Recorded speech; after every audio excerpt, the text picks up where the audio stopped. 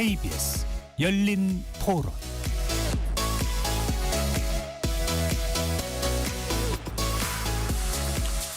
안녕하십니까. KBS 열린 토론 배종찬입니다. 하청 노동자가 목숨을 잃는 사고가 계속 발생하고 있습니다. 2025년 6월 태안하력에서 김충현 노동자가, 지난 7월에는 동해하력에서 또 다른 노동자가 고용불안과 안전부실 속에서 세상을 떠났습니다. 2018년 김용균 노동자의 죽음 이후 발전소에서만 사망한 하청 노동자는 12명에 달합니다. 5대 후진국형 재해라 불리는 추락, 끼임, 질식, 충돌, 물체에 맞는 사고로 일터에 나선 노동자들이 허망하게 사망하는 일이 연이어 발생하고 있는 상황. 결국 정부는 산재가 자주 발생하는 기업에 대해 형사처벌은 물론 경제적 제재까지 검토하겠다면서 산재와의 전쟁을 선포했는데요. 잠시 후 세 분의 노동 분야 전문가 모시고 후진국형 산재 사고의 발생 원인 짚어보겠습니다. 실효성 있는 산재 근절 대책은 무엇인지도 이야기 나눠보겠습니다. KBS 열린 토론 지금부터 시작합니다. 치열한 토론 속에서 더 나은 세상을 찾아갑니다. 올바른 세상을 만드는 첫걸음. 평일 저녁 7시 20분 KBS 열린 토론. 오늘 열린 토론 함께해 주실 전문가 세 분 소개합니다. 민변 노동위원장 출신이시죠. 김용균 법과 중대재해처벌법 제정에 깊이 관여한 노동 인권 전문 변호사입니다. 권영국 정의당 대표 나오셨습니다. 네, 반갑습니다. 권영국입니다. 노동시장과 고용정책, 산업안전 문제를 연구하면서 활발한 정책 제안 활동을 이어가고 있는 분이시죠. 김성희 산업노동정책연구소 소장 자리했었습니다. 반갑습니다. 김성희입니다. 태안하력발전소에 1998년 입사한 이후 25년 이상 근무하면서 발전소 비정규직 노동자의 권리를 대변해온 활동가이십니다. 이태성 고 김충현 비정규직 노동자 사망사고 대책위원회 언론팀장 함께합니다. 네, 발전소 비정규직 노동자 이태성입니다. KBS 열린 토론 문자로 참여하실 분은 샵 9730으로 의견 남겨주실 수 있고요. 단문 50원, 장문은 100원의 정보 이용료가 붙습니다. KBS 1라디오의 모든 프로그램은 유튜브에서도 함께할 수 있으니까요. 많이 들어와 주시고 또 구독 꾹 눌러주시고 좋아요도 많이 보내주시면 좋겠습니다. 본격적인 토론에 앞서서 반복되는 산재 사고 소식에 대해 시민분들은 어떻게 생각하고 있는지 먼저 듣고 오겠습니다.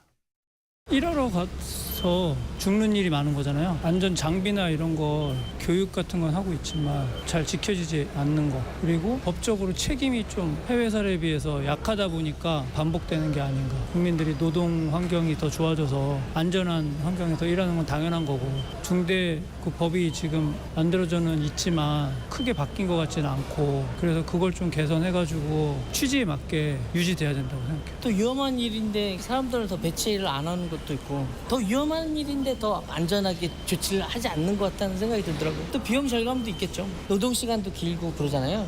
모두의 안전을 위해서는 그런 걸 더 강하게 해야 된다고 생각해요. 사람 목숨이 제일 중요한 거지고, 더 안전하게 행복하게 사는 게 적인데 사람을 안 보고 돈으로 보니까 그게 제일 문제인 것 같아요. 처벌이 좀 이렇게 돼야지 그런 게 반복이 안 되잖아요. 이렇게 열악한 환경에서 하는 그 노동자들이 사고가 나면 거기에 보상이나 어떤 예방이나 이런 게 거의 안 되고 있잖아요. 똑같은 사고가 계속 반복되고 있잖아요. 근데 이런 것도 강력하게 하면은 그래도 좀 이렇게 신경 쓰고 대책을 좀 마련하지 않을까, 사업도. 거기서 일하는 노동자들이 가장 안전하게 일할 수 있는 대책 같은 거, 그런 게 가장 중요하다고 생각해요.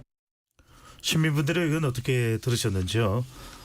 먼저 이태성 팀장님께 좀 여쭤보겠습니다. 지난 네. 6월 2일 충남 한국서부발전 태안하력발전소에서 비정규직 노동자 50대 김충현 씨가 사망하는 안타까운 일이 발생한 데 이어서 오프닝에서도 말씀드렸는데 7월 28일에는 강원 한국동서발전 동해화력발전소에서도 비정규직 노동자가 일하던 중 8m 아래로 추락해 사망하는 일이 발생을 했습니다. 근데 두 사고 모두 막을 수 있었던 사고였다면서요? 네, 그렇습니다. 고 김충현 노동자 같은 경우에는 그 발전소의 정비 업무를 하고 있었고, 네. 범용 선반이라고 해서 발전소의 주요 부품들을 깎고 이런 업무들을 했는데요. 잘 아시겠지만 김용균 노동자가 사망했을 때 가장 첫 번째로 했던 것이 바로 옆에 누군가 있어야 한다. 네. 바로 2인 1조가 돼야 된다라는 것이었고 안전관리자가 그 안전 업무에 대해서 잘 관리 감독할 수 있는 체계를 만드는 것들을 가장 기본으로 이야기했습니다. 그럼에도 불구하고 이 김충현 노동자가 사망됐을 때 옆에 누가 있지 않았습니다. 그리고 비상정지 버튼을 누를 사람만 있었더라도 이 죽음은 발생하지 않았다라고 말할 수 있고요. 예. 동해화력 같은 경우에도 발전소에는 주로 그 중량문이라든지 고층에서 작업하는 노동자들이 굉장히 많습니다. 그럴 때 사용하는 게 바로 비계인데요. 이 비계를 해체하는 작업 중에 사망을 했습니다. 그런데 가장 기본적인 안전수칙이라든지 안전 장비가 갖추어지지 않았어요. 예. 그게 뭐냐면 8m 아래로 추락을 했지 않습니까? 그런데 이 추락을 방지하는 가장 기본적인 안전장구가 바로 안전블럭이라는 것이 있습니다. 고정된 지지물에다가 이 안전블럭을 고정시키고 작업자가 안전대에 이것을 연결해서 추락을 방지하는 보호구인데요. 예. 이런 것들만 있었더라도 사실 이 노동자들은 죽지 않았다. 그래서 결국은 가장 원초적인 그 안전 대책을 마련하지 않은 발전사가 이 책임에 자유롭지 못하다라는 말씀을 좀 드리고 싶습니다. 네, 산재 더군다나 비슷한 성격의 발전소에서 발생한 일인데 우리 청취자분들도 유튜브 시청자분들이 이해를 돕기 위해서 팀장님 좀 전에 비계를 말씀하셨는데 비계는 어떤 겁니까? 비계는 주로 높은 구조물을 네. 올라갈 때 고리를 거는 그런 쌓여 이렇게 그 무슨 발판 같은 거를 이용해 가지고 사다리 형태로 이렇게 이동을 확보해서 작업을 할 수 있는 그런 기계를 말합니다. 네, 안전 발판 형태를 말씀하시는 것 네, 같은데 네, 맞습니다. 사고 발생 이후에 발전소 측이 어떻게 대응했는지도 궁금합니다. 이것도 참 어이가 없는데요. 김영균 때도 그랬습니다. 김영균 예. 노동자가 그 무서운 컨베이어 벨트에 자기 몸을 넣고 설비를 점검할 수밖에 없었음에도 불구하고 컨베이어 벨트에 왜 몸을 넣었는지 모르겠다. 그 작업은 발전소 노동자들이 하는 작업이 아니다. 이렇게 말을 했습니다. 예. 결국은 사망한 김영균에게 책임이 있다는 식으로 이야기를 했는데요. 이번 사건도 동일했습니다. 김충현 노동자가 사망했을 때 한전 KPS가 국회와 언론에 보도 자료를 낸 걸 보면 임의 작업을 했다. 작업 오다가 없었는데 작업을 했다라고 하는 표현으로 결국은 작업자인 김충현 노동자가 책임으로 몰아가는 그런 경향성들을 보였고요. 예. 동해화력 같은 경우에도 사망사고가 났을 때 저는 이 상황 보고서를 보고 굉장히 어이가 없고 참 분노했었는데요. 그게 왜 그랬냐면 발전사가 사망사고에 애도하는 것이 아니라 언론 보도 동향을 파악했어요. 그래서 실제로 언론에서 얼마나 많이 보도가 됐는지를 확인하고 그것에 대응하려는 노력을 가장 먼저 했던 것을 보고 노동자의 죽음을 정말 깃털처럼 가볍게 여기고 있구나라는 생각을 많이 들었습니다. 알겠습니다. 차근차근 하나씩 좀 따져보겠습니다. 그 전에 0012님께서 문자를 보내주셨는데요. 이 팀장님 말씀을 들으니 너무 안타깝고 허망하고 너무 화가 나요. 제발 다시는 이런 사고가 일어나지 않도록 정부가 강력한 대책을 세워주시기를 바랍니다라는 의견을 보내주셨습니다. 권 대표님, 네. 이 현행 발전소 운영 구조상 네. 이런 일이 계속해서 발생하는 게 참 납득이 안 되고 이해도 안 되는데 원청과 하청 간의 책임 분담이 어떻게 이루어지는지도 궁금합니다. 네. 특히 사고 발생 시 법적 도덕적 책임 소재 이것 때문에 이제 발전소 쪽에서도 어떤 식으로 그 책임을 설명하고 있다 이렇게 볼 수 있는데 어떻게 되는 상황인가요?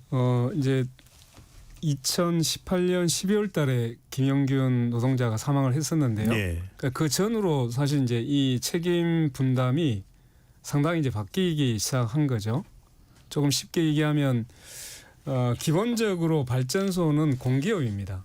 그래서 거기에 사용하는 대부분의 설비가 이제 원청인 발전회사의 소유로 되어 있습니다. 예. 그러니까 실제로 이제 설비에 대한 모든 권한은 원청인 발전회사가 가지고 있다라고 생각하시면 됩니다. 대신에 그 중에 이제 업무의 일부를 떼가지고 그 하청 협력사라고 부르고 있는 예. 그 하청 회사에다가 용역 위탁을 하게 되는데요. 그러니까 결국은 이제 발전 회사의 설비를 운영 관리하는 업무가 바로 하청 회사의 업무입니다. 그런데 이제 실제로 보면 그 설비에 대한 개선 권한은 결국 원청 회사가 가지고 있는 거고, 하청 회사는 설비에 문제가 생기면 자기 스스로가 아주 뭐 경미한 것은 모르지만 실제로 대부분의 이제 문제가 생기면 원청에 거기에 예. 대해서 이제 수리라든가 개선을 요구하게 돼 있는 이런 구조가 돼 있습니다. 그럼 결국은 어떤 위험이 노정됐을 때 원청에서 여기에 대한 적절한 조치를 취해주지 않으면 결국은 이제 하청 운영을 맡고 있는 하청 회사의 노동자는 그 위험에 그대로 노출되게 되죠. 예. 네. 이런 문제 때문에 결과적으로 권한은 원청에게 있고 실제 이제 운영을 해야 될 책임은 하청 노동자가 지고 있으니까 결국 공백이 생긴 거죠. 법적 책임은 지금 누가 지고 있는 건가요? 그래서 이제 그때 김용규 노동자가 사망했을 때 네. 결국 이 이제 도급 원청이 책임지는 구조를 갖지 않으면 결국 하청 노동자가 실제 아무런 권한이 없는 상태에서 책임만 지게 된다라고 해서 이제 2019년도에 그 산업안전보건법을 전면 개정하게 되는데 예. 이때 이제 원청 책임, 원청에서 도급을 주거나 용역을 줘서 원청이 지배 관리하는 장소에서 일을 할 때는 그 원청 즉 도급인이죠.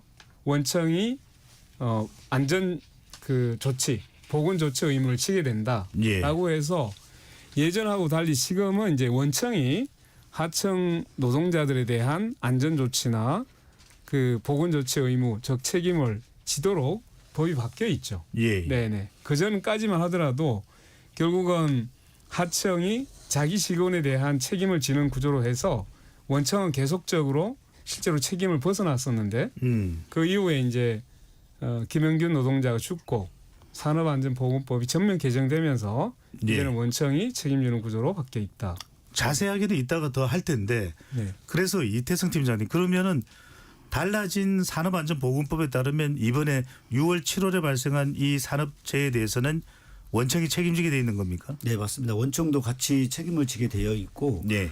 그래서 지금 중대재해처벌법이 통과되고 원청의 사용자에 대한 책임을 강화하는 측면 그리고 징벌적 손해를 배상하는 측면 이런 예. 다양한 논의들이 지금 되고 있는 상황입니다. 자세한 내용은 이따가 더 네네. 들어가도록 하겠습니다. 네. 일단은 책임 소재가 어디 있는지는 어디 있느냐는 건 확인했고요. 네.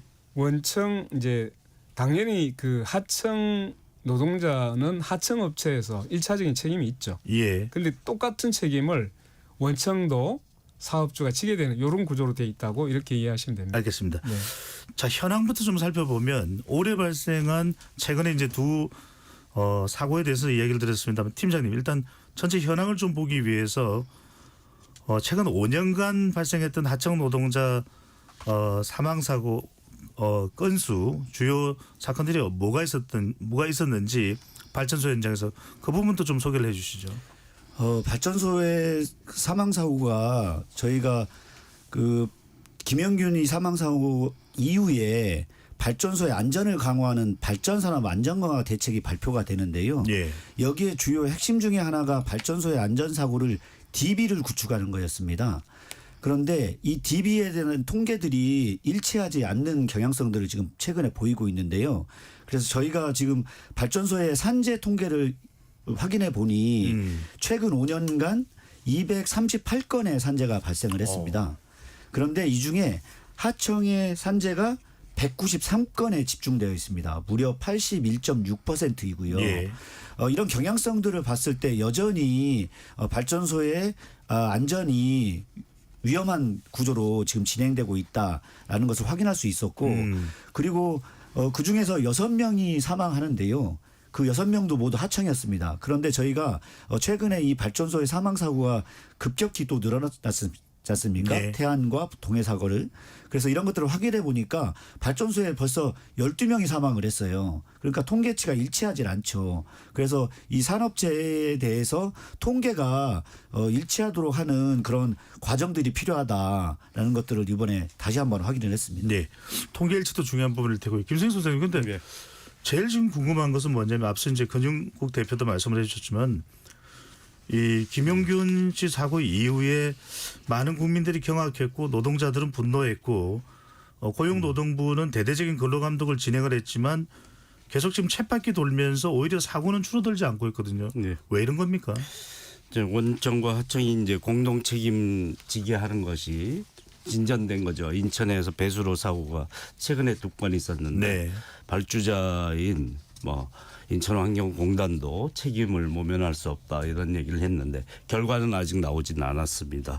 이렇게 원청 공동 책임을 하지만 사실 위험의 외주화를 하는데 원청에게도 책임을 묻는 것 진일보하지만 지금 김영균 씨 돌아가셨을 때 그 태안화력에서 받은 업체가 어디냐면 사모펀드입니다. 예. 물론 협회 뭐 단체 이런데 아무런 전문성이 없고 노하우를 갖지 않은 것이 돈 벌기 위한 수단으로 하청을 받기 때문에 이 원청과 하청 간에 책임을 질 수 있는 어떤 데도 없다. 원청은 하청에게 전가했고 하청은 그런 업무를 담당할 능력이 안 되는 이런 이 외주화의 고리에 대해서 근로감독이 잘 이루어지지는 않는다 하는 점이 문제라고 할 수 있습니다. 그래서 뭐 지금 3,100명의 근로감독관이 있고 그중에 900명이 산업안전보건을 담당하는데요. 전문화시킨 그 뭐 진일보한 측면은 있는데 예. 앞으로 더 늘린다고 하지만 여전히 5인 미만 사업장은 산업안전보건법이 적용이 안 되니까 5인 미만에서 발생하는 것은 통계도 제대로 안 잡히고요. 네.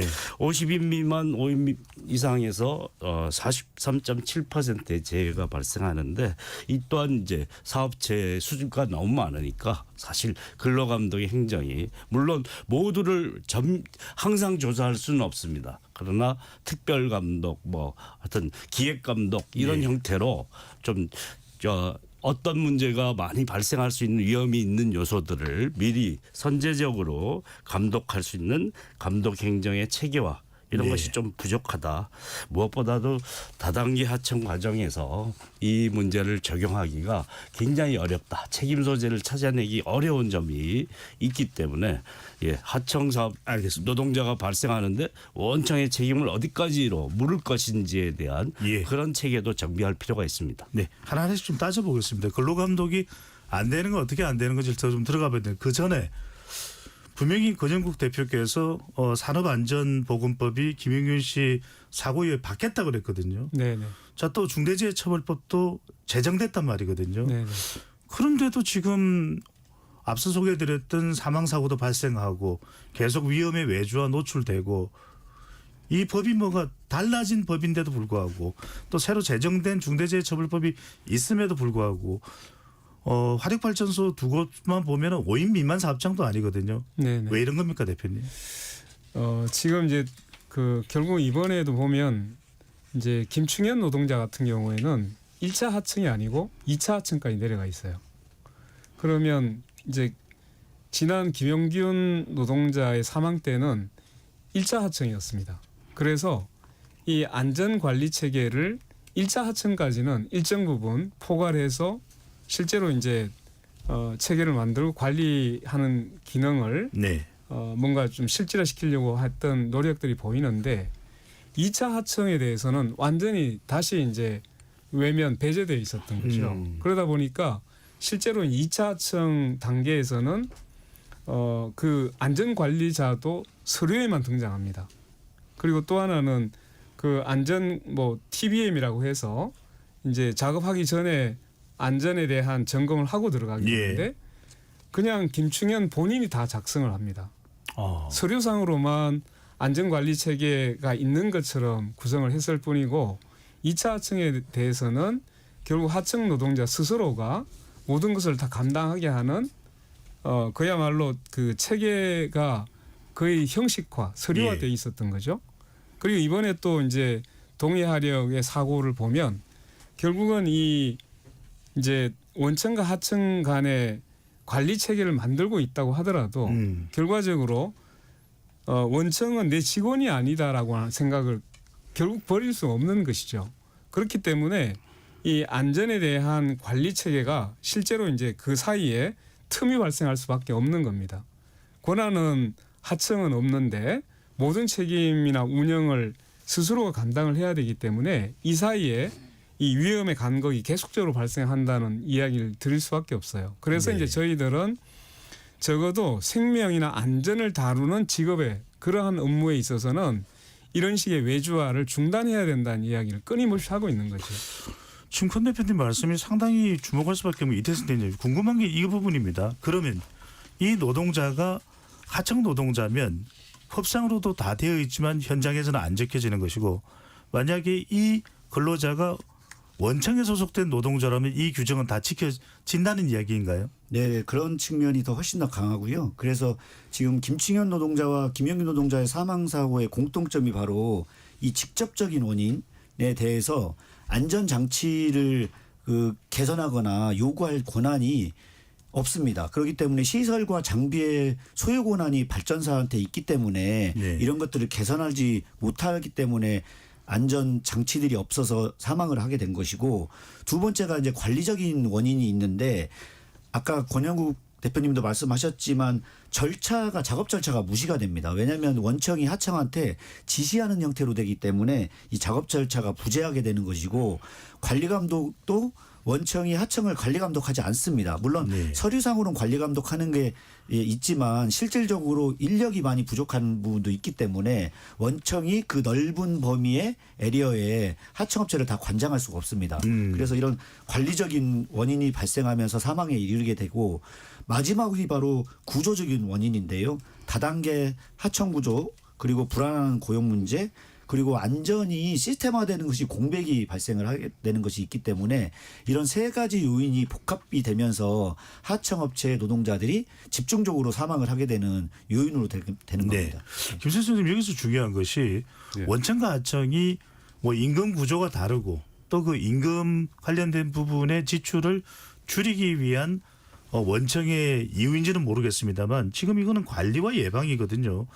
위험의 외주화 얘기할 때 국가인권위원회가 이 조사를 해보니까 발전소 5개 회사의 산재 발생 현황을 살펴본 자료에 따르면 산업재해 부상자 중 80% 이상이 하청업체 노동자였다라는 이야기인데, 원청 하청 근로자가 다를 수는 있다 하더라도 이런 관리 예방 부분이 동일하게 적용되지 않는 이유가 뭡니까? 그래서 외주화로 얻을 수 있는 이득이 외주화에서 의해서 초래된 산재 사고에 따르는 처벌보다 훨씬 크기 때문에 그런 일이 반복되고 있는 거죠. 그러니까 산업안전보건법이 이제 김영균 씨 사고 이후에 예. 고쳐졌는데 그때도 김영균 없는 김영균법이다 이렇게 얘기를 했었습니다. 왜냐하면 위험의 외주화의 목록에 김영균 씨가 담당하던 업무는 빠져 있습니다. 그러니까 위험의 외주화의 범위를 굉장히 좁게 규정하고 화학물질 다루는 것 일부만을 포함해 외주화 금지 대상에 포함했기 때문인데요. 이거를 좀 더 폭넓게 할 필요가 있고, 그를 통해서 외주화, 무분별한 외주화가 이루어지는 것을 막을 필요가 있다라는 것이고요. 그리고 원청과 하청이 연대 책임을 지는데 연대 책임을 지는 그런 책임 소재를 조금 더 분명하게 관리할 필요가 있다라는 것이죠. 그러면 외주화가 무조건 경제적으로도 이득이고 네. 그다음에 이제 책임 모면을 할 수 있는 이득이 크다라는 것을 더 이상 통용되지 않는다는 사실이 확인될 때 좀 이것은 무분별한 외주화는 줄어들 수 있지 않을까 생각합니다. 네, 권 대표님. 예. 그 원하청 구조에서 또 하나 살펴봐야 될 것은 예. 일단 이제 이런 안전 문제나 재해가 발생했을 때 이것을 그 동등한 이제 위치에서 이 문제를 제기할 수 있고, 또 이제 실제로 문제가 제기됐을 때 그것을 원청이 동등한 상태로 문제 해결하려고 하는 의지를 가지고 있어야 됩니다. 그런데 현재 우리 이제 그 산업안전보건법에 따르면 산업안전보건위원회라고 구성을 할 수 있는데 예. 이 산업안전보건위원회는 기본적으로 회사 사업 단위로 돼 있어요. 그렇기 때문에 원하청이 공동으로 할 수가 없습니다. 다만 이제 그 안전보건협의체라고 해서 예. 협의체를 구성해가지고 일정한 문제 제기를 할 수 있는 통로는 있는데, 실제로 이제 원청의 대표, 그리고 이제 하청업체의 대표, 근로자 대표가 들어오긴 하지만 이게 이제 기본적으로 힘의 관계가 있어요.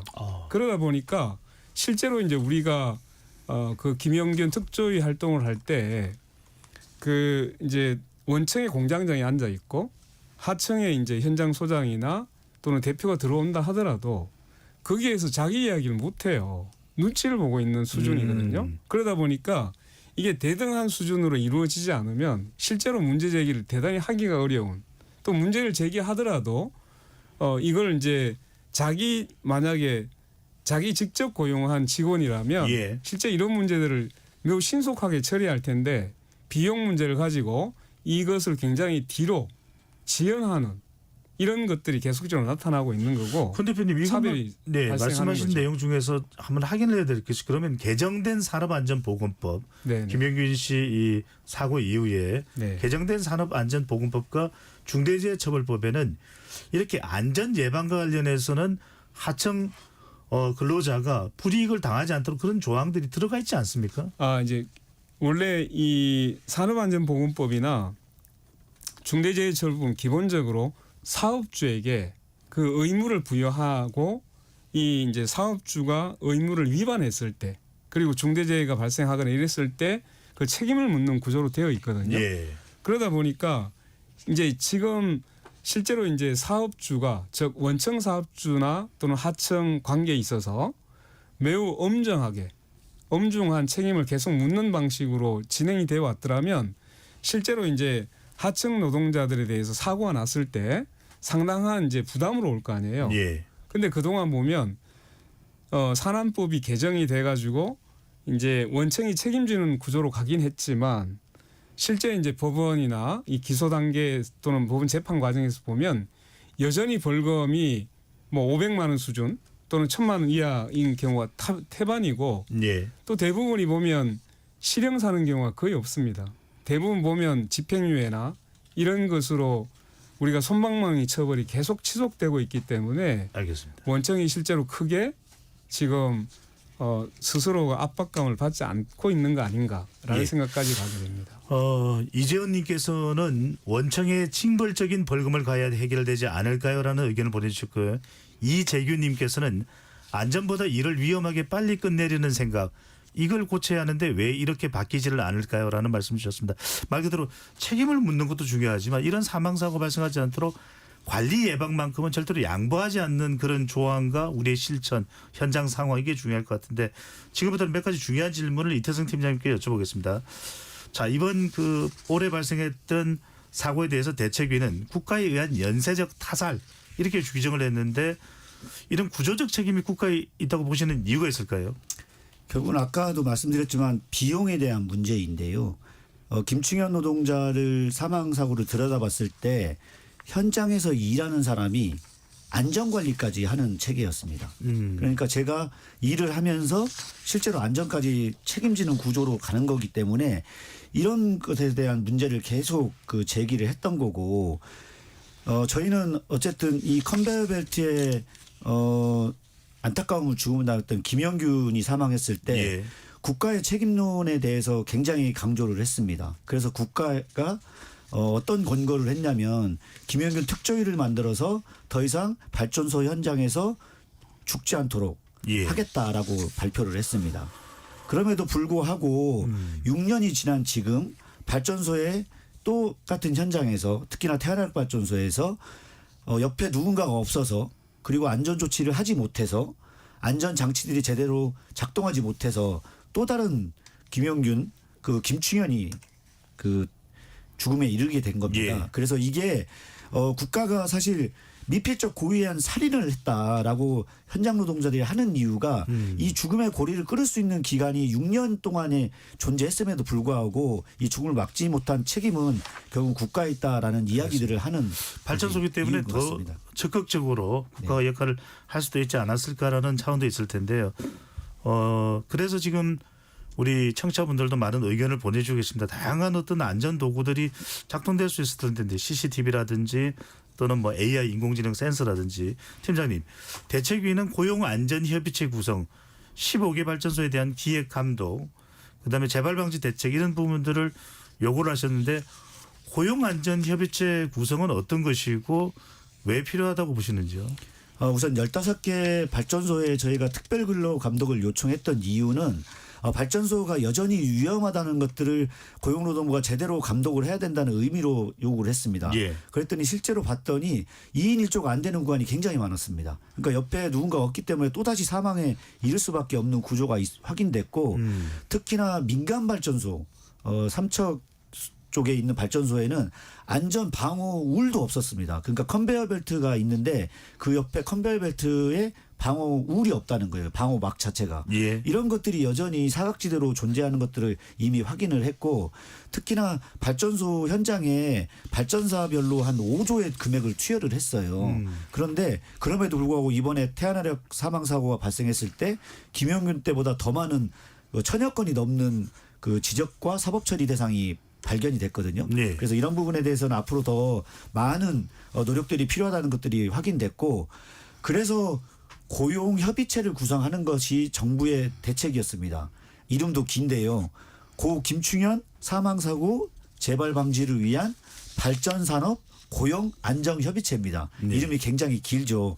이 긴 이름에 의미가 있습니다. 그만큼 발전소에 위험하고 안전하지 않은 고용구조 그다음에 아까 말씀드렸던 관리적 요인들을 해소할 수 있는 협의체가 정부 차원에서 마련이 됐고 이를 통해서 앞으로 대책위와 정부가 함께 이 발전소 현장을 넘어서 네. 대한민국의 노동 현장에서 더 이상 죽지 않고 일할 수 있도록 하는 기본적인 역할을 할 수 있도록 하는 시금석이 됐으면 하는 네. 바람입니다. 재발 방지 대책도 말씀하신 그 부분 확인하고 김성희 소장님으로 가겠습니다.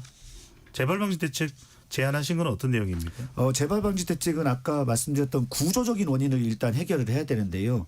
발전사가 어쨌든 직접 고용을 해야지만이 그리고 발전소 직원이 돼야지만이 공공기관을 제대로 운영할 수 있는 전력 생산의 시스템을 만드는 것이 필요하다는 것이 있고요. 예. 그래서 발전소에서 일하는 모든 노동자들은 발전사의 직원으로서 함께 일을 해야 된다. 외주화된 노동이 아니라 다 같이 한 공간에서 정기적으로 일을 하면서 안전까지 책임지는 구조로 만들어야 된다라는 것들이 이번 고용 협의체의 핵심 사항인 것 같습니다. 네. 김성희 선생님 근데 발전소 현장이 상당히 일하는 데 있어서 위험할 것이라는 생각은 누구든 할 것 같거든요. 워낙 또 이 열기도 있을 테고 또 높은 곳에서 일을 해야 되는 것도 있을 테고 그래서 이제 추락 사고가 발생도 하는데 그러면 방금 전에 이태성 팀장님은 어떤 얘기했냐면 민간 삼척 쪽인가요? 그 발전소로 가면 이런 방호벽도 없다, 안전벽도 없다.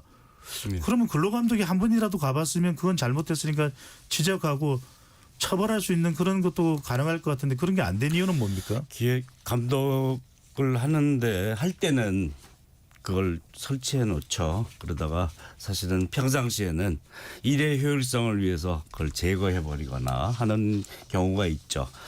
뭐 SPC에서도 일어난 일도 사실 일의 효율을 위해서 사실 얼마 들지도 않는 30만 원 정도 하는 비상제동장치도 가동을 안 시키는 거거든요. 설치도 안 하는 것도 문제인데 그런 식으로 비용 절감 효율성 이것만 추구하다 보니까 생명 안전이 뒷전으로 가게 되고 눈 가리고 하는 식으로 예방 조치를 하고 형식적인 체계만 만드는 방식이었다라고 볼 수 있죠.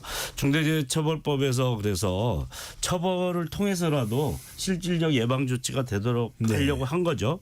그런데 사법부는 그 전에는 이제 반복적인 사망 사고가 난 한 조선업체에 600만 원 벌금 내리다 1000만 원을 올린 게 고작이었습니다. 그러니까 이걸로는 안 되겠다 해서 입법부가 국회가 입법적 개입을 한 것이죠. 그래서 중대재해처벌법에는 경영 책임자 실질적 조치를 할 수 있는 사업주나 경영 책임자를 처벌하도록 함으로써 이제 이 능동적으로 움직이게 만들었는데 1억 이상 10억 이하의 벌금을 사업주나 경영 책임자에게 매겼는데 그렇게 하도록 했는데도 불구하고 다 사법 컨설팅을 통해서 빠져나가는 데만 몰두하게 되는 이런 상황이 벌어지니까 이런 일들이 반복되고 있다라고 볼 수 있겠죠. 네. 그래서 외주화의 문제에 있어서 위험의 외주화를 아예 차단하는 장치와 함께 책임을 확실하게 공동 책임을 확실히 묻는 장치 그리고 그런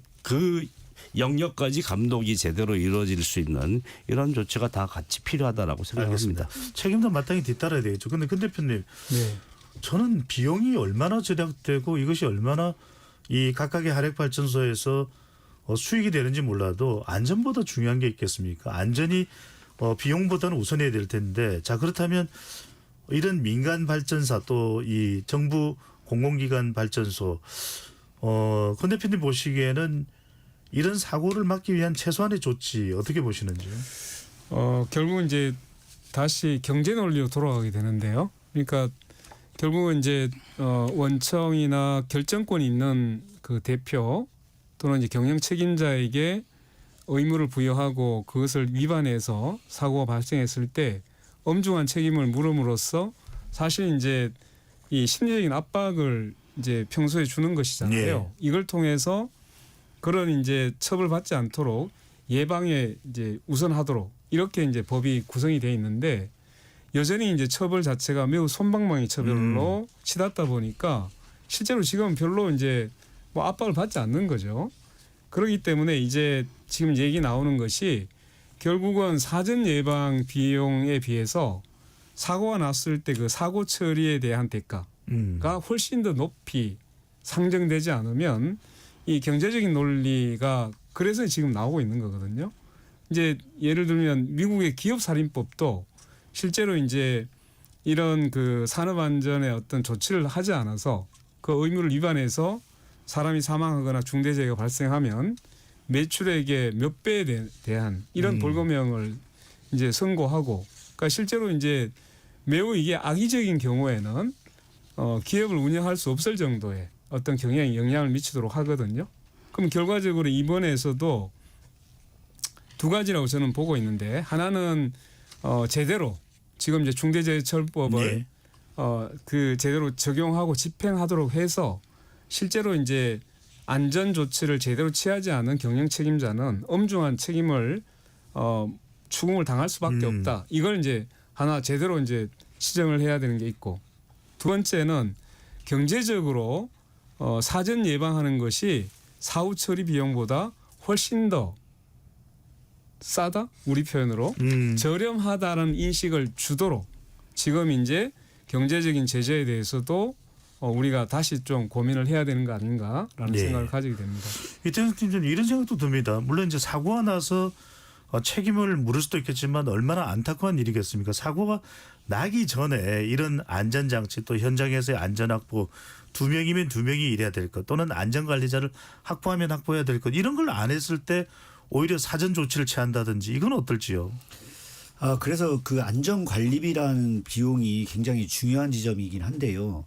원청이 그 대신 하청에 설계를 할 때 이것을 비용으로 설계를 합니다. 그러니까 사람으로 설계를 하면 안전 인력을 직접 그 하청업체에 채용할 수 있도록 하고, 이런 것들을 충분히 한다고 하면 충분히 이 안전사고가 예방될 수 있는 부분도 있는데 결국은 이런 것들이 하청업체로 내려오면서 비용으로 계산되기 때문에 이런 것들이 제대로 작동하지 않는 것 같습니다. 실제로 지금 김충현 노동자의 임금을 저희가 확인해 봤을 때도 원청이라고 하는 서울발전이 한전 KPS에 내린 금액이 1억 3,600만 원이었습니다. 네. 그런데 다시 KPS가 김충현 노동자를 고용했던 한국파워 OMN에 지급했던 임금이 5,780만 원이었어요. 무려 7,820만 원이 중간에 사라집니다. 큰 차이가 있네요. 예. 네. 그리고 다시 한국파워 ONM이 김충현 노동자와 동료들에 지급됐던 금액이 4,708만 원입니다. 그럼 결국은 여기에서도 또 1,000만 원이 없어지는 거거든요. 그러니까 이런 것들이 다단계로 내려오면서 결국은 임금까지도 착복하는 구조가 되기 때문에 그런 임금을 착복하는 구조에서 과연 안전의 비용을 강하게 더 많이 지급할 수 있도록 하는 구조가 만들어질지는 저는 사실 의문이라고 생각합니다. 기업 운영과 관련된 비용도 포함은 되어 있겠습니다만 그게 얼마나 합리적인가라는 것도 좀 따져봐야 될 부분인 것 같고, 김 소장님.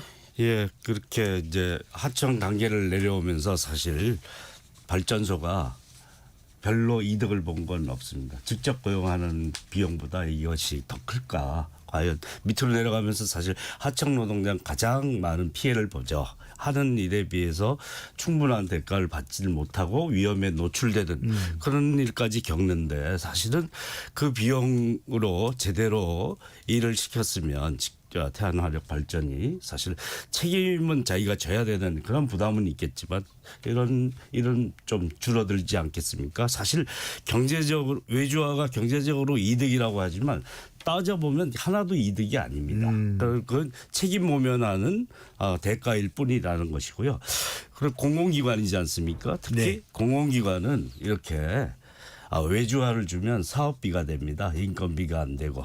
그래서 인건비 절감했다가 중요한 척도지 않습니까? 공공부문의 경영평가에 이런 식의 눈 가리고 아웅하고 오히려 위험에 외주화를 부추기는 일을 공공기관 정책이 자행하고 있다. 이렇게 볼 수 있죠. 기관 평가의 속성하고도 연관될 수 있다는 말씀도 해주셨고요. 권 대표님. 그동안 이제 그 전력 산업에 있어서 그 기존에 이제 보수 정당들이 해왔던 부분이 계속적으로 이제 경영 효율화라는 표현을 썼어요. 그래서 이제 그 경영 효율화의 척도를 이 이제 공기업을 민영화하는 것이 마치 경영 효율화하는 것처럼 이야기를 하면서 그 이제 경영 효율화한 측면으로 이 일반 이제 민간 사업자에게 그 운전이든 또는 이제 정비 사업을 맡길 때 이제 이걸 가지고 비용 절감이다 표현을 했는데 방금 이제 우리 김태성 우리 그 위원께서 이런 얘기를 했습니다. 그러니까 실제로 이제 서부 발전이 한전 KPS의 1차 도급이잖아요. 1차 도급을 내릴 때 1인당 인건비가 1억 얼마가 된다고 했는데 2차로 내려가니까 실제 노동자가 받는 임금은 4천 얼마에 불과했단 말이죠. 그러면 직접 만약에 서부 발전이든 한전 KPS가 직접 고용을 했을 때 과연 그 직접 고용한 비용보다 지금 실제로 이제 외주화하면서 설계되는 비용이 훨씬 더 크고 수수료로 뭔가 중간에 빠져나간다는 걸 알 수 있잖아요. 근데 이 평가 척도를 마치 민영화나 외주화를 하면 좋은 점수를 줬고 그게 안 되면 오히려 이제 감점을 해버리는 이런 식의 공기업 운영을 해왔던 부분에 있어서 정말로 심각하게 근본부터 이제는 제대로 검토를 해야 된다. 예. 이건 꼭 말씀을 드리고 싶어요. 알겠습니다. 그래, 예. 권 대표님 말씀대로 예산 설계와 관련된 부분도 짚어볼 필요가 있다. 그러니까 말하자면 이 현장의 안전이 상당히 많은 이슈들과 연관되어 있다고 볼 수 있는데 3475님 그렇게 비용 절감을 이유로 감원을 하는 것도 영향이 있다고 봅니다. 조심한다고 해도 바쁘니 사고로 이어질 수밖에요.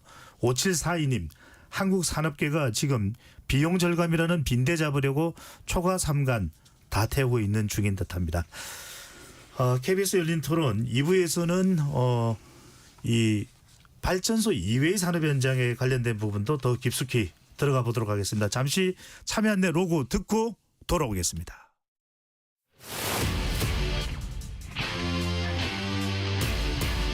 토론에 정답은 없습니다. 토론이 세상을 바꿀 수도 없습니다. 하지만 질문은 새로운 세상을 만들 수 있습니다. 질문으로 올바른 세상을 만드는 첫걸음 KBS 열린 토론.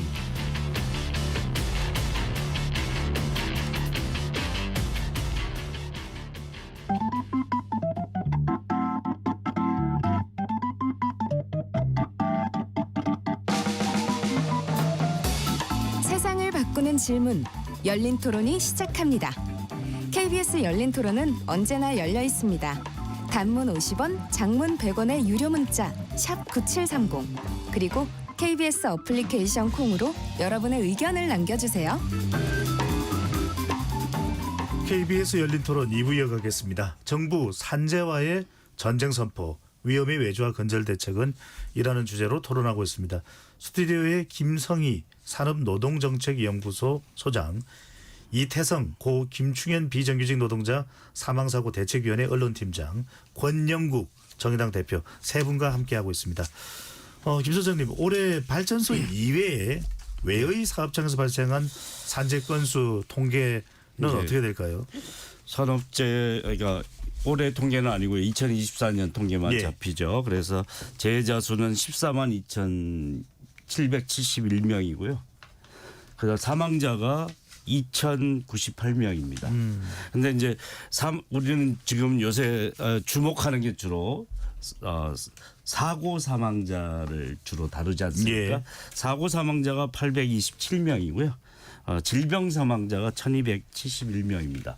그래서 사망자 2,000명이 넘는 숫자에 한 40% 정도가 사고 사망자다 이렇게 볼 수 있을 거고요. 예. 그다음에 사고 사망자가 뭐 많은 업종이 이제 업종이 좀 따로 몰려 있습니까? 있죠. 예. 재해자 수는 건설업이 한 40% 되고요. 그다음에 제조업도 35% 됩니다. 재해자 수는. 근데 중대재해 중에 사고 사망한 비율은 건설업이 가장 높죠. 그러니까 건설업이 40% 가까이 되고요. 그다음 제조업은 20% 좀 넘는 수준입니다. 예.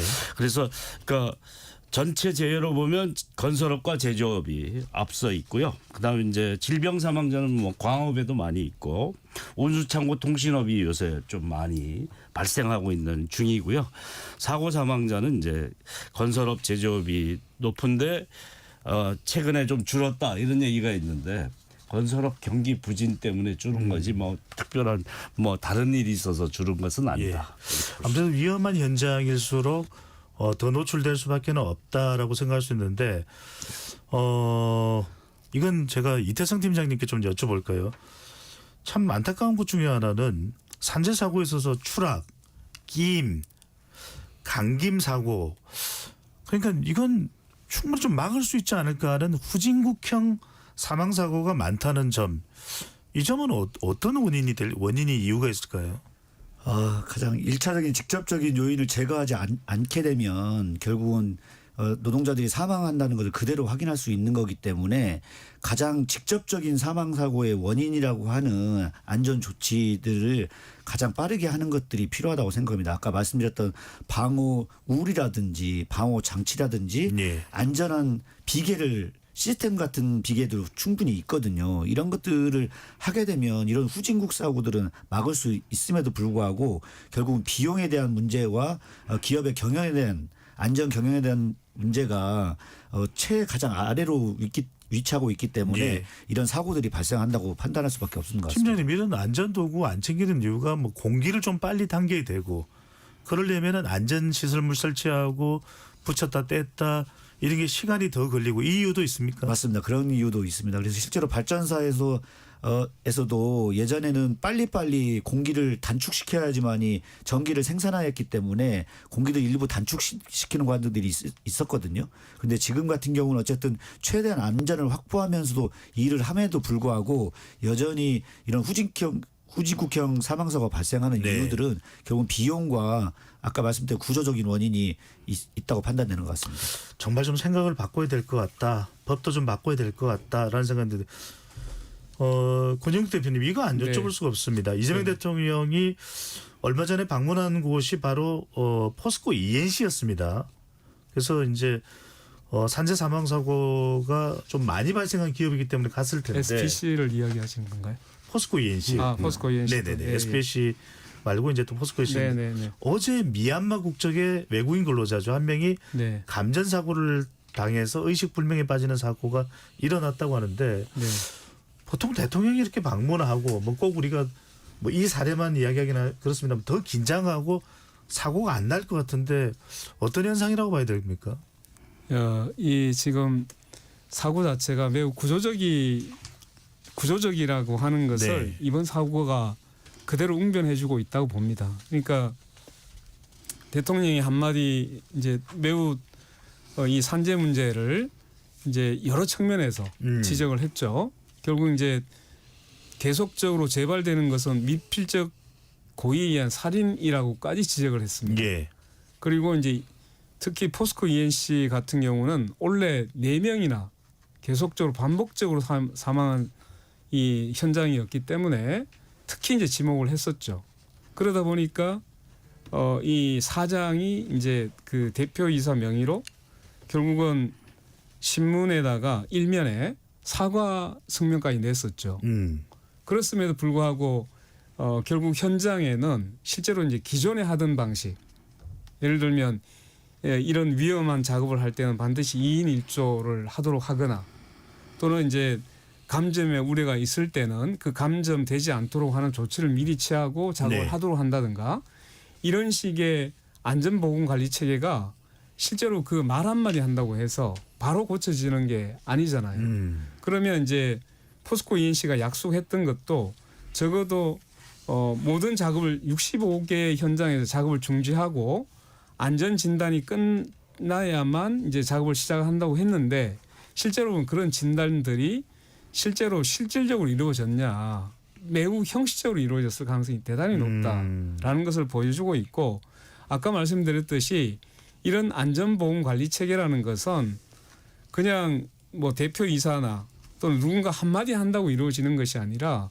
실제로 이제 그동안 여러 이제 그 안전에 대한 위험성 평가와 함께 거기에 대한 맞는 이제 그 안전관리 책임자부터 해서 실제 이제 위험 요인을 어떤 식으로 발굴하고 여기에 대한 개선할 수 있는 절차를 어떻게 마련하고 매뉴얼을 만들고 예. 이것을 항시 이제 실제 경험을 통해서 계속 교육하고 이걸 체화시키는가에 따라서 달라지는 것이지 단순히 야, 조심해 이렇게 말을 한다고 해가지고 없어지게 아니라는 것을 이번 사건에서 정확하게 보여주고 있는 것이죠. 자, 이 권 대표께서 말씀하신 게 상당히 중요할 수밖에 없는 것이 실제로 국무회의 장소였습니까? 네. 이재명 대통령이 산업 안전 이거 너무 중요하다. 그래서 고용노동부 장관이 직을 걸겠다라고 이야기를 할 정도였는데 이걸 가지고 좀 세 분이 이야기를 좀 해봤으면 좋겠습니다. 분명히 그런 조치 이후에 고용노동부는 징벌적 손해배상 제도 도입, 가징금 부과 뭔가 상당히 강력한 조치가 취해진다라고는 보이는데 그럼에도 불구하고 책임 확대도 좋지만 기존의 법 책임이 제도도 정비해야 된다. 다양한 목소리들이 나오고 있습니다. 이태승 팀장님 먼저 여쭤보고 김성희 소장으로 가겠습니다. 어떤 게 빠져 있는 걸까요? 우선 징벌적 손해배상에 대한 부분을 좀 지적할 수밖에 없는데요. 결국은 똑같은 사업장에서 똑같은 죽음이 계속 반복되는 것에 대해서 가중처벌을 해야 된다고 저는 생각합니다. 그것이 바로 결국 물론 처벌이 능사는 아니지만 결국은 안전 의무를 해태하게 되면 결국은 최고 책임자, 최고 경영진 그리고 회사까지 문을 닫을 수밖에 없다는 것들에 대한 국민적 인식을 통해서 다시는 노동 현장에서 노동자들이 사망해서는 안 된다는 경각심을 반드시 심어줘야 되고 그것이 결국은 내 자신이 될 수도 있지 않습니까? 저는 사실 두렵습니다. 제가 일하는 태안화력발전소에 제가 또 일을 하러 갔다가 제가 죽을 수도 있지 않습니까? 그리고 저의 친구들 혹은 동료들 또 누군가의 가족이 죽을 수 있다는 현실이 굉장히 참혹하거든요. 그렇기 때문에 이런 사업장들에 대해서 반드시 책임을 묻게 하는 방법이 필요한 거고 예전에 뭐 김영균 때도 보시면 그때 당시에 서울발전 사장이 처벌을 면했는데 그 이유가 뭔지 아십니까 혹시? 바로 그 현장을 몰랐다는 이유로 처벌을 안 받았습니다. 네. 이런 현실 앞에서 과연 기업이 노동자의 죽음을 책임지고 더 이상 죽지 않도록 하려는 조치들을 하겠냐라고 물었을 때는 저는 예. 오히려 이런 것들을 책임 있게 처벌할 수 있도록 해야 된다라는 것들을 다시 한번 말씀드리고 싶습니다. 알겠습니다. 소장님. 네. 산재 사고에 이제 떨어진 사망 사고에 떨어진 게 3분의 1이 되고요. 부딪힌 게 끼인 게 10%가 넘고 부딪히는 게 10% 정도 됩니다. 후진국적 산재 사고라고 얘기를 하는데 이런 일이 생긴 거는 비계를 얘기하셨지만 제가 어디 화면에서 외국의 건설 현장을 본 적이 있는데 네. 뭐 비계 수준이 아니라 엘리베이터 수준으로 갇혀서 이렇게 쭉 올라가는 완전히 안전이 완전히 확보된 그런 거거든요. 시설 인력에 대한 제대로 된 투자가 이루어지도록 해야 되는 거잖아요. 그래야지 이런 게 줄어드는 거지. 주의를 기울이고 좀 현장 감독자들에 닥달한다고 해서 이게 문제가 해결되는 게 아니라 실질적인 투자가 이루어져야 되는 거죠. 중대재해처벌법을 법을 제정한 이유도 실질적인 투자 결정을 할 수 있는 사람에게 처벌을 해야 그래야지 인력과 시설을 개선할 것이라고 하는데 개선을 안 하지 않습니까? 예. 그럼에도 불구하고 이런 문제에 대해서 그러니까 처벌을 통해서라도 경각심을 갖게 하자는 게 실질적으로 집행이 잘 안 된 문제가 하나 있고요.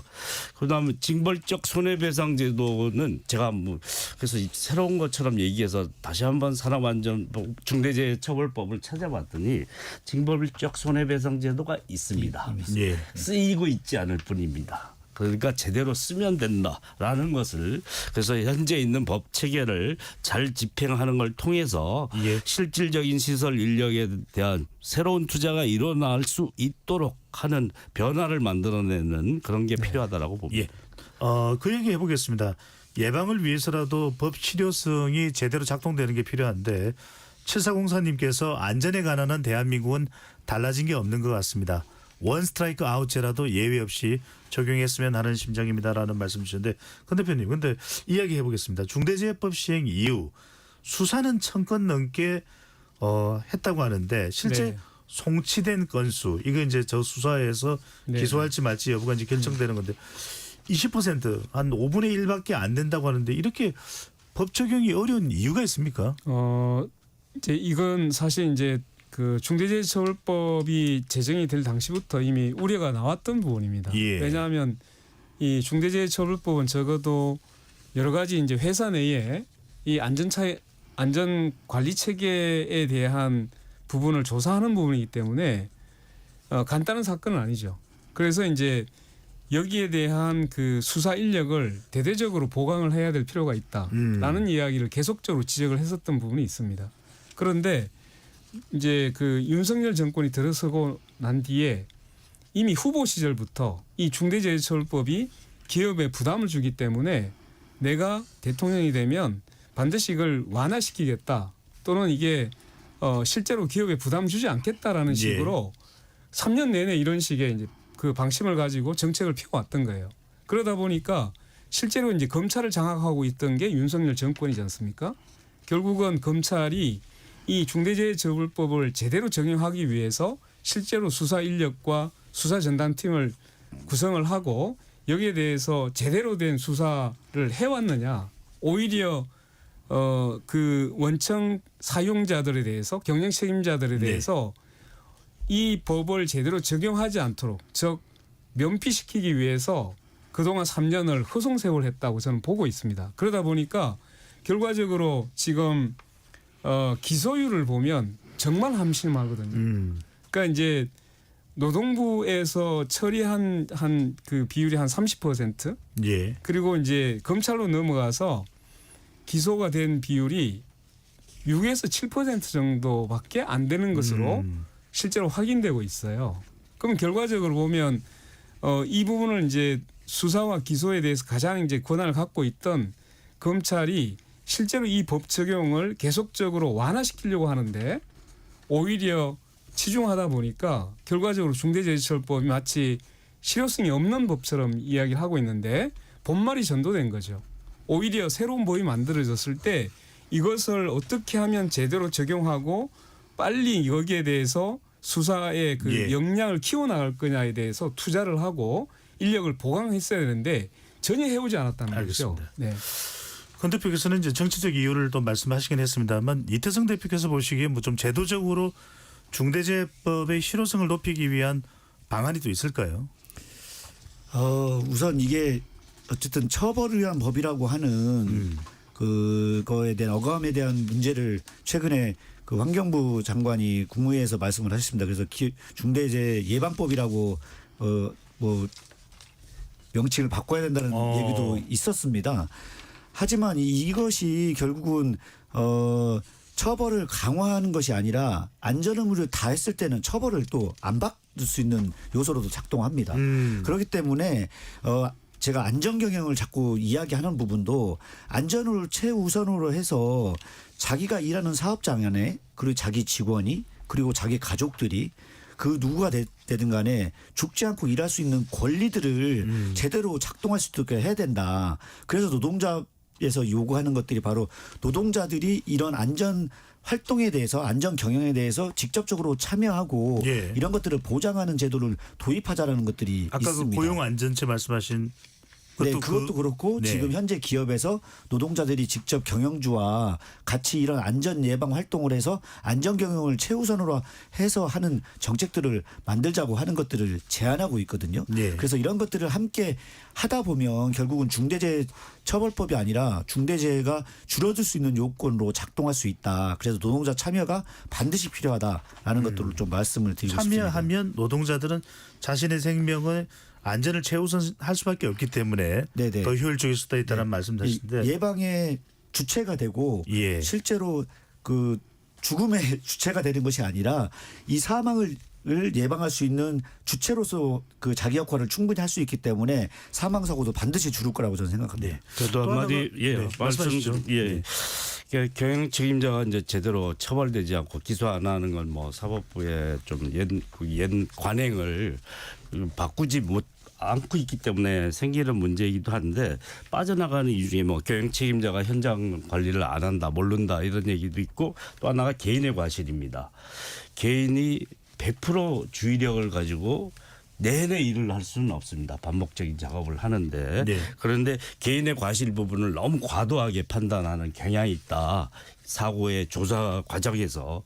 그래서 시설과 인력과 그 작업 시스템이 이런 사고 유발 요인을 가지고 있느냐에 집중해서 조사가 이루어질 필요가 있고요. 그러니까 그건 양적인 근거도 있을 수 있습니다. 경상의 뭐 1대 50대 500의 법칙이라는 게 있는데 경상해자 500명이 50명의 중상해자를 낳고 1명의 사망사고를 낳는다라는 거거든요. 경상해가 발생한 건수와 이런 것들을 가지고 이런 사고조사에 대한 기준들을 잘 세우고 처벌 기준들을 좀 확립할 필요가 있다고 생각이 듭니다. 네, 김수희 교수님께 여쭙고 싶었던 것은 이 질문도 있는데요. 네. 2023년을 기준으로 보면은 전체 이 산재 사고 사망자의 약 78%가 뭐 거의 대부분입니다. 50인 미만 중소사업장에서 발생을 하는데 예. 지금 산업안전보건법을 보면은 50인 미만 사업장은 이 법 적용에서도 일부 제외가 돼 있거든요. 그러니까 이런 부분들도 사실은 훨씬 더 사고는 50인 미만 사업장에서 많이 나는데 오히려 관련된 법 적용은 또 더 이 강력하게 작동되지 않고 있고 이 부분도 맹점 아닙니까? 예. 뭐 그 통계조차는 5인 미만이 빠져 있는 통계라서 더 많을 수도 있습니다. 예. 그래서 5인 미만은 산업안전보건법 적용이 안 되고요. 그다음에 5인 이상 50인 미만은 안전보건 교육 의무가 없습니다.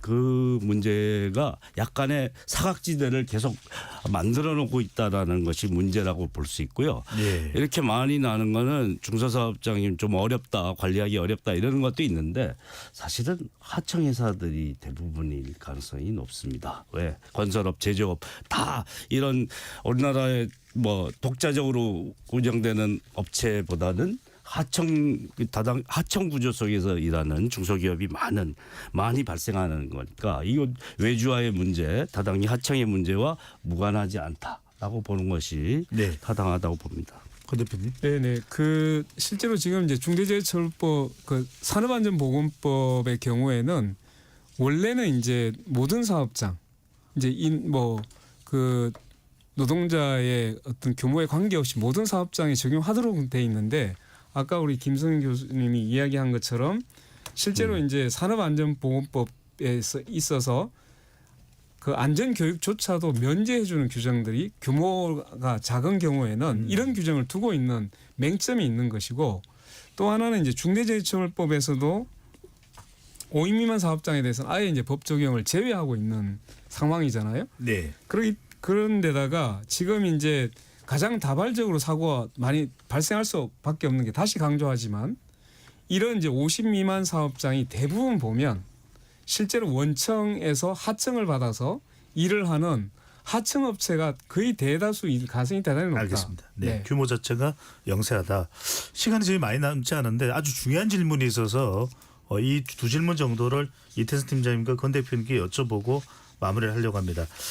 이 중소 관련된 사업장들이 영세하다 보니까 이태선 팀장님 지역이나 업종 단위로 공동 안전 보건 관리 체계를 좀 구축하자 이런 이야기도 있습니다. 그 실효성은 어떻게 보시는지요? 필요하다고 생각합니다. 네. 어쨌든 그 발전사가 처음에 그 김영균 사망 사고 이후에도 안전 경영 협의회 같은 것들을 원화청이 공동으로 참여시켜서 그 안에서 안전과 관련된 것들을 개선하는 노력들을 했거든요. 그런데 이 지역과 업종 이런 것들로 확대하게 되면 결국은 영세한 사업장에도 고용노동부가 직접적인 위험성 평가라든지 그다음에 안전에 대한 비용들을 원청에게 지불할 수도 하는 체계도 좀 만들 수 있고 네.